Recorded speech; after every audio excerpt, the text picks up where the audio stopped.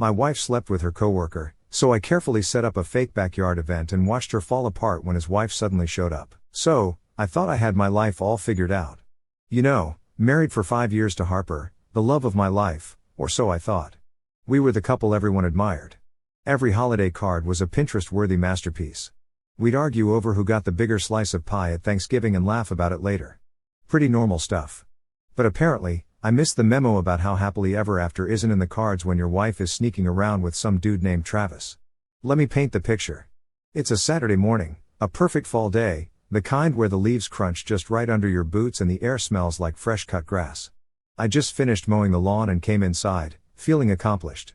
Harper's on the couch, laughing at her phone like she just found the funniest meme ever. At first, I didn't think much of it. Harper's always been chatty and glued to her phone. But then I noticed something different. She's not sharing the meme with me. Normally, she'd shove the phone in my face like, "Babe, you gotta see this." Not this time. Instead, I get the silent treatment while she's giggling like a teenager. Whatever. I brush it off. Relationships are all about trust, right? But then little things start adding up, like how her phone is suddenly glued to her side. She's taking it to the bathroom like it's a lifeline. Then there are these mysterious late nights at work, lots of them. I didn't even question it at first because, hey, Harper's in marketing, and sometimes campaigns need extra hours. But now I'm wondering, were those big projects actually PowerPoint presentations, or were they just code for that dude? Sure, here's the longer version. And it wasn't just the phone. There was this shift in Harper. At first, it was subtle, almost like the kind of change you wouldn't notice unless you were paying close attention. But I was paying attention. She'd laugh at my jokes, but it felt hollow, like she was going through the motions. You know when someone smiles but it doesn't quite reach their eyes? That was her. The warmth, the spark, it was fading. I chalked it up to stress or work or anything but what it really was. Like an idiot, I told myself I was overthinking it. Maybe she was just tired. Maybe I was imagining things. But those little changes started adding up. Harper, who used to toss her phone on the couch or leave it charging anywhere, now had it glued to her hand. She'd always been pretty open about everything. Texts, emails, even her weird Pinterest boards. But now? Now it was like Fort Knox. The phone was either in her pocket, face down, or locked away. She started being vague about her schedule too. Meetings ran longer. Late-night work sessions became more frequent, and her stories didn't always add up. I'd ask her about her day, and the answers were clipped, rushed, like she just wanted me to stop asking. And then came the day, the one where everything changed. It was a Saturday afternoon. Harper had gone upstairs to shower, and her phone was charging on the kitchen counter. I don't know why, but seeing it sitting there felt weird, like it didn't belong. I stood there, staring at it. Should I? Shouldn't I? I mean, snooping isn't exactly the hallmark of a healthy relationship.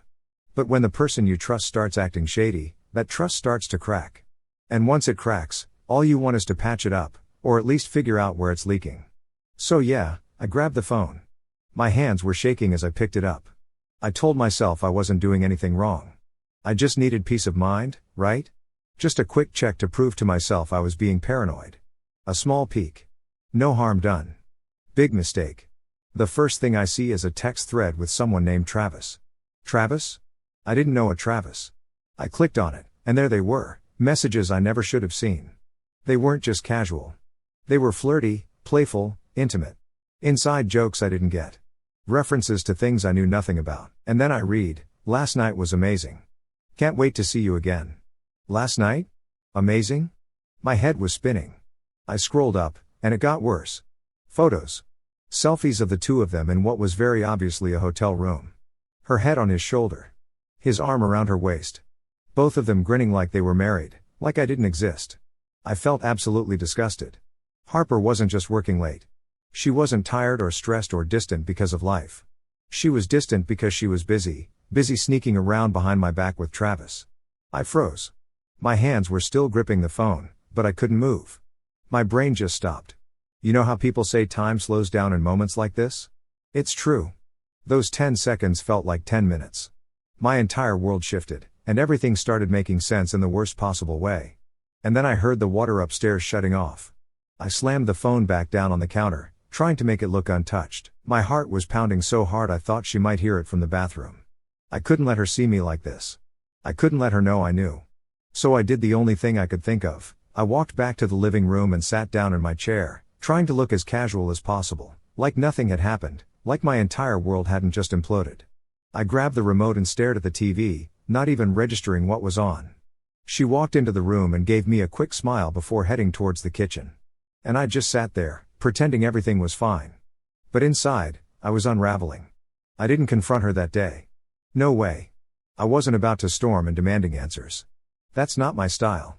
Plus, I already knew how that conversation would go. She'd deny it. She'd gaslight me. She'd twist it until I was the one apologizing. I needed more than just a gut feeling. I needed to play this smart. That night, I barely slept. Harper was next to me. I kept replaying the last few months, every late night, every awkward excuse, every weird moment where she seemed distracted. It all made sense now. I wasn't even angry yet. That part came later. At that moment, I just felt stupid. Like, how did I miss this? How long had she been pulling this off? And who the hell was Travis, really? The next morning, I woke up early, determined to figure this out. While Harper was still asleep, I got out my laptop and went full FBI mode.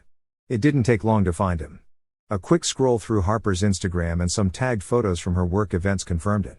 Travis was one of her coworkers. Of course. But Travis wasn't just some random dude. He was married to a woman named Sierra, and they had 2 kids. That little detail added a whole new level of betrayal. It wasn't just my life Harper was blowing up. It was Sierra's too. And those poor kids? They didn't deserve this. I sat there, staring at Travis's grinning family photos on Facebook, wondering how many lies he'd told to keep up this double life. Did Sierra have any idea? Was she sitting at home, baking cookies for PTA meetings, while her husband was out here playing house with my wife? I thought about reaching out to Sierra right then and there, but something told me to hold off. If I was going to blow this thing wide open, I needed to do it right. I wasn't about to let Harper or Travis weasel their way out of this. That day, I decided I wasn't just going to sit back and let this betrayal crush me. I wasn't going to play the heartbroken victim while Harper and Travis got away with their little affair. No. I was going to make them regret it. I just needed a plan. And trust me, I wasn't going to wing it. This wasn't the kind of thing you go in to have prepared, especially when you're up against 2 people who've been scheming behind your back for months. Harper and Travis had the upper hand for a while, but that was about to change. I was done being the clueless husband. After the shock settled, I needed to take action, a big one, but I realized that I couldn't do this alone, not entirely at least. Sierra, Travis's wife, was a crucial piece of this puzzle. If I wanted to confront Harper and Travis without giving them the chance to lie their way out, Sierra needed to be in the loop. But how do you casually reach out to someone and tell them their spouse has been cheating? I couldn't exactly send her a text saying, "Hey, I think your husband is sleeping with my wife. Thoughts?" So, I kid you not, I got creative. I figured a neutral setting would be best, something non-threatening, something neighborly. That's when the idea of a backyard barbecue popped into my head. We'd hosted plenty of them before, and Harper loved them. She'd help me plan, invite her coworkers, including Travis, and have no idea that she was walking right into her own downfall. Sounded perfect. I didn't waste time. The very next morning, I sent Sierra a Facebook message. It was polite, maybe even a little too friendly. I introduced myself as Harper's husband and mentioned that we were throwing a casual barbecue for some neighbors and work friends. I made sure to name drop a few of Harper's coworkers so it didn't seem weird. Then I added, "We'd love for you and Travis to join us. It'll be great to get to know some new faces." To my surprise, Sierra replied within an hour. She thanked me for the invite, said she'd check with Travis, and even mentioned how nice it was to meet someone making an effort to build community. Ouch. The irony of her words hit me like a truck. Meanwhile, Harper was completely clueless. She was thrilled about the barbecue idea, offering to help with decorations and food. She even suggested inviting some of her favorite coworkers, Travis included. That moment was pure gold. The person who was actively wrecking our marriage was suggesting I include her partner in crime at a social gathering in our own backyard. You can't make this stuff up. For the next few days, I played the role of the perfect husband. I let Harper think everything was fine while I meticulously planned every detail. The guest list was small but strategic: neighbors, a few friends, and key people from Harper's workplace. I made sure to exclude anyone who might tip her off about what was coming.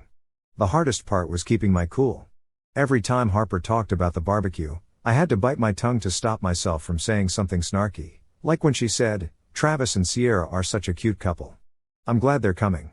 Cute couple? Give me a break. But I stayed calm because I knew the payoff would be worth it. By the end of the week, everything was in place. I'd prepped the yard, borrowed a massive grill from a neighbor, and made sure the seating arrangements would force Harper and Travis to interact with Sierra and me. Timing was everything.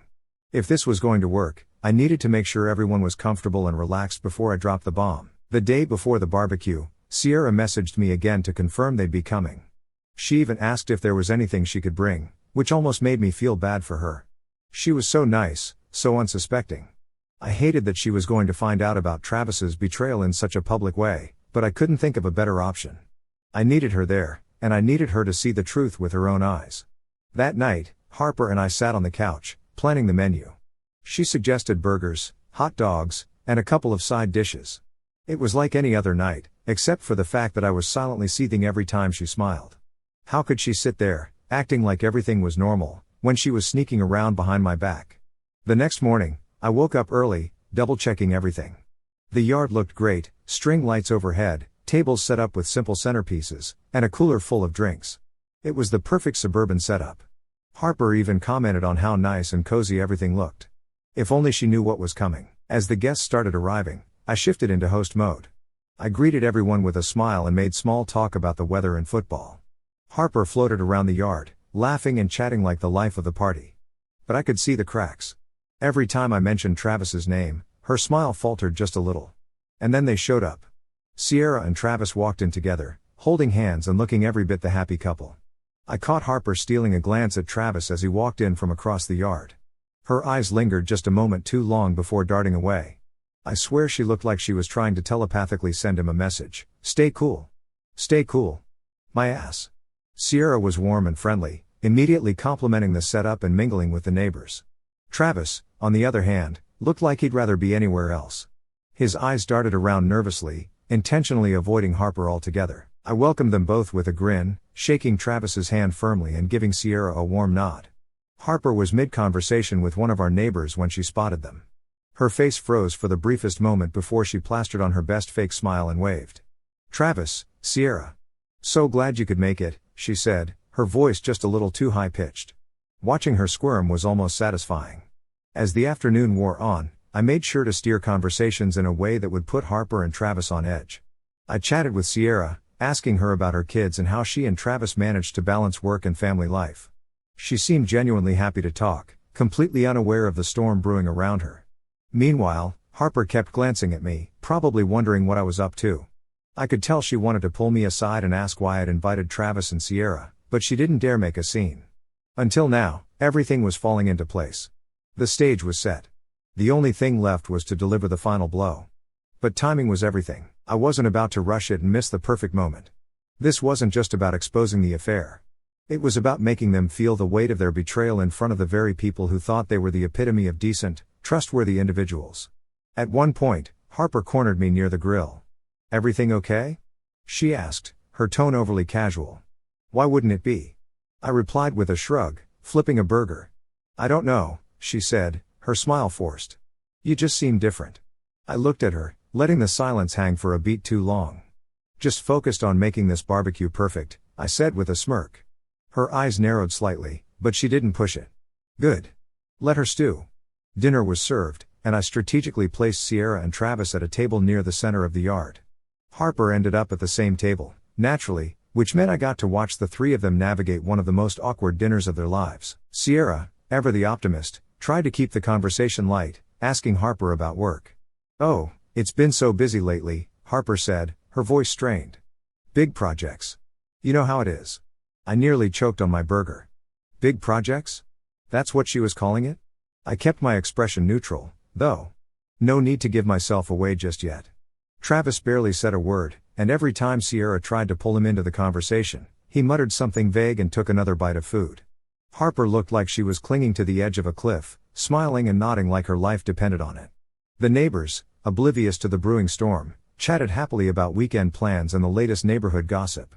It was almost surreal, sitting there knowing what I knew while everyone else carried on like nothing was wrong. After dinner, I decided it was time to start planting seeds.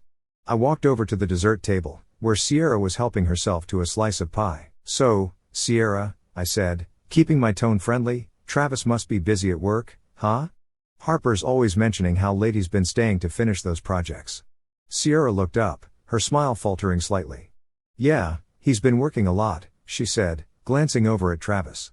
Sometimes I barely see him during the week. Must be tough, I said, nodding sympathetically. Harper's been putting in a lot of late nights too.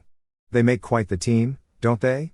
She smiled politely, but I could see the faintest flicker of doubt in her eyes. Across the yard, Harper was watching us. Her body was stiff, her hand gripping her drink like it was the only thing keeping her upright. I gave her a small wave, and she quickly looked away. As the evening wore on, the tension became almost unbearable.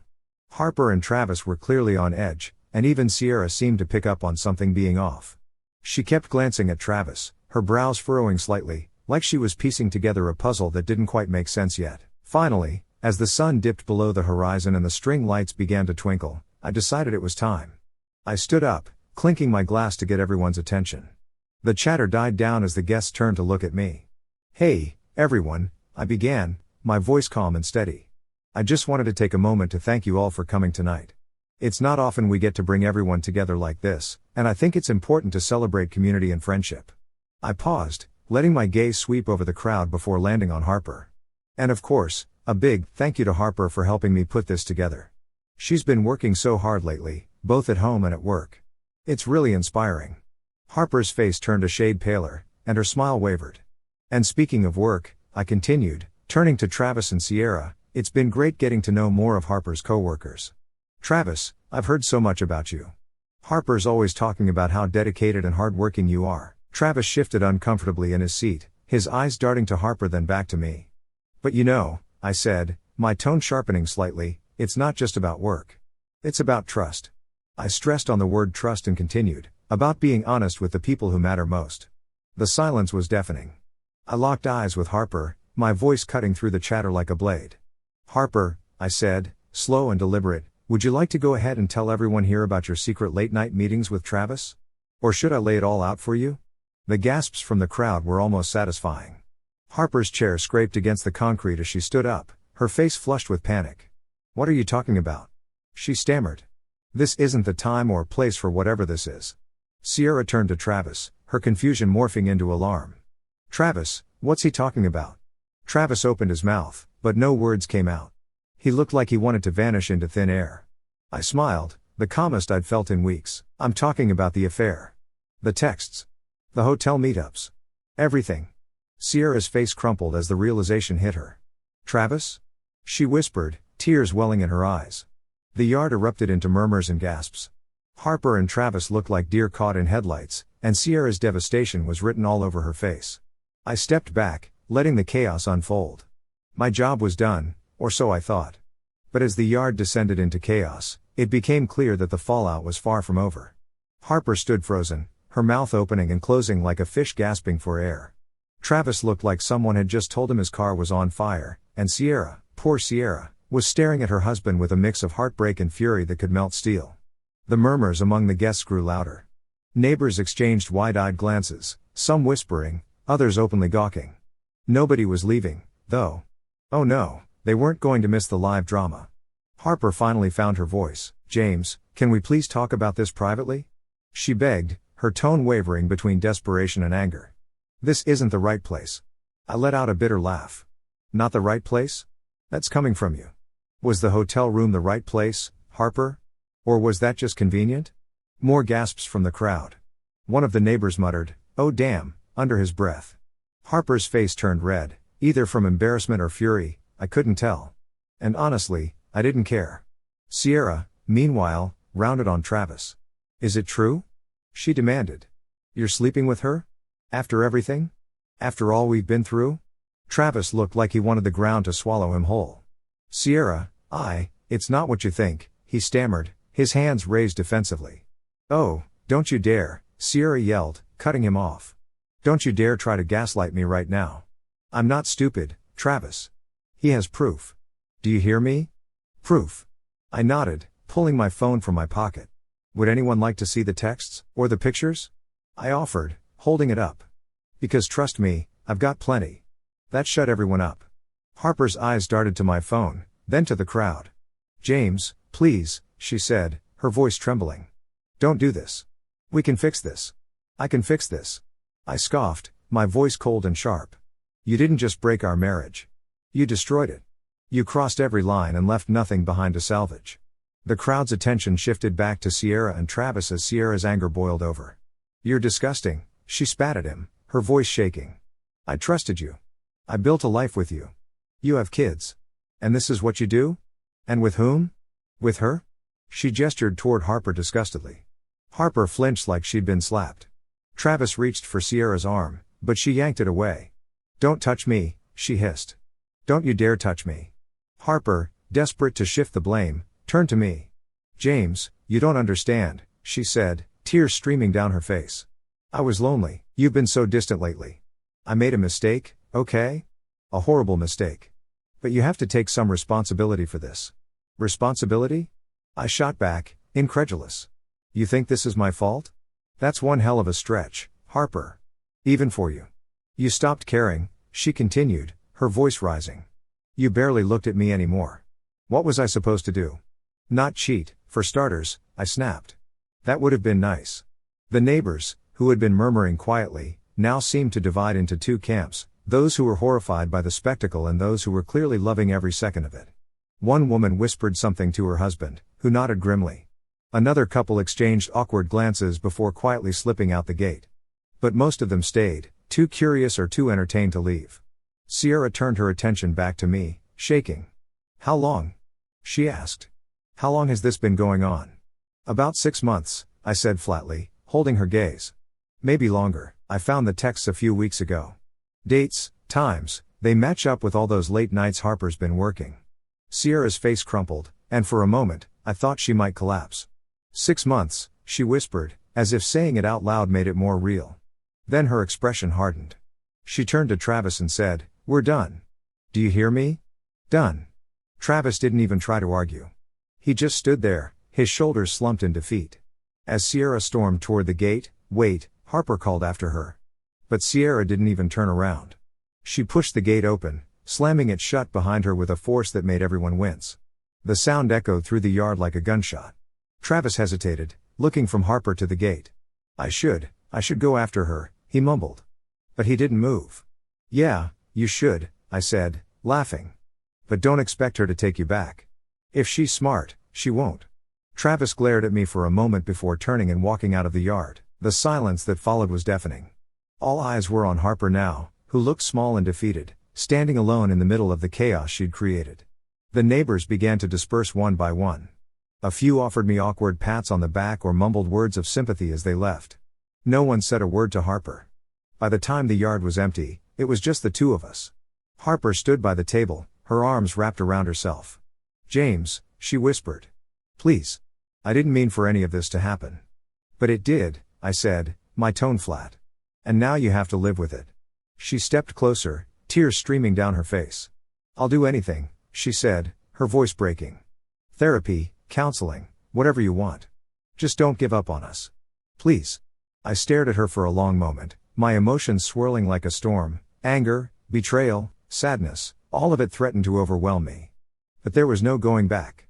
Harper shattered all the trust I had for her. She was my wife, and I was committed to her, only for her to go with a jerk like Travis.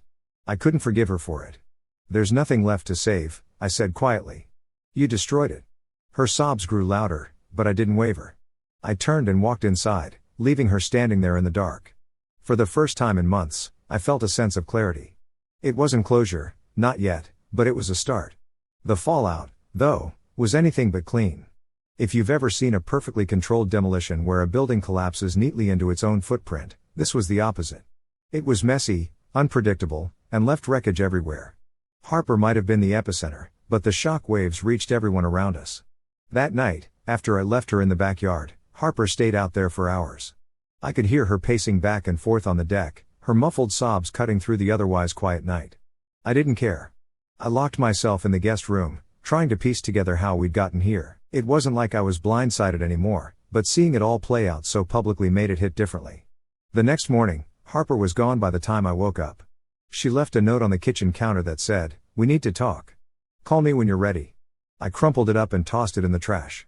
But the day didn't end there. Word spread fast, faster than I expected. Of course, When you publicly expose an affair at a barbecue, it doesn't stay a secret for long. By lunchtime, half the neighborhood knew, and by the evening, the other half did too. I started getting texts and calls from friends, family, and even some coworkers who had been at the barbecue.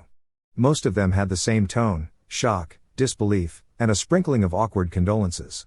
"Hey, man, just heard what happened. That's rough. You okay? I never would have thought Harper would do something like that. You need anything? You're handling this better than I would.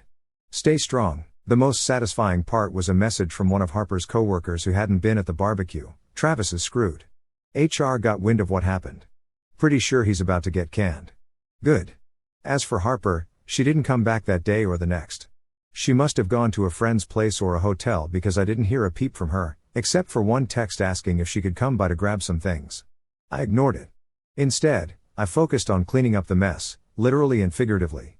The yard still had remnants of the barbecue. I cleaned it all up, one piece at a time, like I was scrubbing Harper's betrayal out of my life. By the end of the week, the lawyers were involved.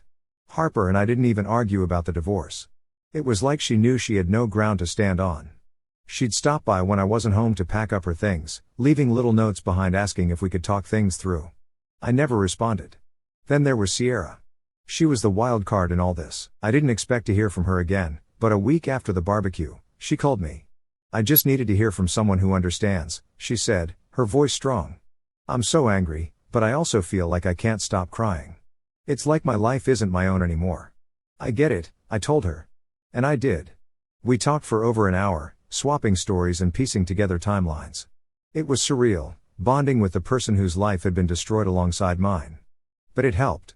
Sierra wasn't wasting any time, though. She'd already filed for divorce and had moved back to her parents' house with the kids. "I'm not sticking around to see if Travis can redeem himself," she said. "He made his bed, and now he can rot in it." Hearing her resolve made me feel lighter in a way. If she could move forward, so could I, but it didn't stop with Harper and Travis. Our mutual friends started taking sides, which was somehow both expected and incredibly frustrating. Some people reached out to me, apologizing for Harper's behavior and offering their support. Others, though, clearly felt torn. "She made a mistake," one mutual friend told me, as if 6 months of sneaking around was a mistake and not a calculated series of choices. "Don't you think you should at least hear her out?" "No," I said flatly. "I don't." That seemed to be the end of that friendship. Harper's reputation took a nosedive too. She tried to spin the story in her favor, claiming I was distant and emotionally unavailable. But it didn't stick. People knew me well enough to see through the lies. Besides, the evidence was too damning to ignore: texts, photos, hotel receipts. She didn't stand a chance. One of the neighbors even confronted me at the mailbox a couple of weeks later. "James, I had no idea she was like that," he said, shaking his head. "My wife's been telling me to stop hanging out with Travis at the gym. She says his kind of energy is contagious." I almost laughed. "Smart woman," I replied. But the consequences weren't just social. It honestly touched my professional life too. At first, the stress threatened to creep in, but instead of letting it pull me under, I used it as fuel. My focus sharpened like never before. I poured my energy into my work, not to prove anything to Harper, but to prove to myself that I wasn't going to let her mess derail me. When my boss pulled me aside, it wasn't to call out slipping performance. It was to commend me for stepping up. I'd been gunning for a new opportunity anyway, so I started quietly putting out feelers, not because I had to, but because I wanted to. By the time interviews rolled in, I was already moving on to bigger and better things. While Harper was busy trying to spin her version of events, I was leveling up. A fresh start wasn't just an idea anymore. It was already in motion. Life slowly started to stabilize after that. The house felt emptier without Harper's stuff, but it also felt better, cleaner, like I could finally breathe without her lies suffocating me. I started focusing on myself. Sierra and I stayed in touch, mostly through texts and the occasional phone call. We didn't lean on each other too much. It was more like we were checking in, making sure the other person was still standing. She even sent me a photo of her kids playing in the backyard of her parents' house. "They're going to be okay," she wrote. And so am I. I was happy for her. As for Harper, she faded into the background. I'd hear bits and pieces through mutual friends, how she was living in a tiny apartment across town, how she was trying to rebuild her life, whatever that meant. She reached out a couple more times, asking if we could talk. But I never replied. The last I heard, Travis had lost his job. Sierra told me he tried to get her to take him back, But she slammed that door shut. Good for her. By the time the divorce was finalized, I felt like a new person. Turns out, divorce is not such a bad idea. The bitterness was still there, but it wasn't consuming me anymore. It was just a reminder, a scar to remind me to pay attention next time. One night, I sat out on the back porch, looking at the yard where everything had gone down. The string lights were still there, though I hadn't turned them on since the barbecue. It felt like a lifetime ago. I didn't feel triumphant or vindicated, just free. Free from the lies, the betrayal, and the weight of trying to fix something that was never going to be whole again. The fallout had been brutal, but in a strange way, it was exactly what I needed to start over. And yeah, that's my story. If you think I overreacted, I respect your opinion. But it only meant reclaiming my right after being cheated on, like any respectable man would. The only difference is that I did it in my style.